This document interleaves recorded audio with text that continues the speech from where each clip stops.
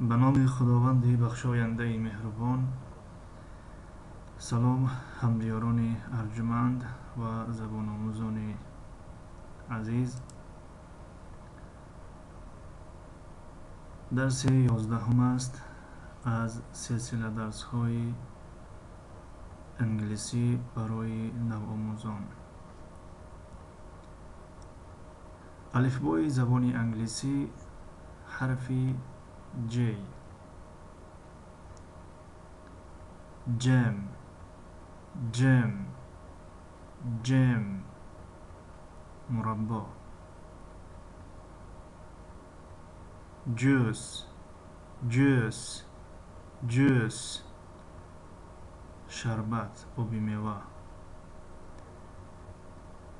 جون، جون، جون، ایون، ماه ایون. جولای، جولای، جولای، ایول، ماه ایول. این بود درس 11. تا درس 90. خدا نگهدار.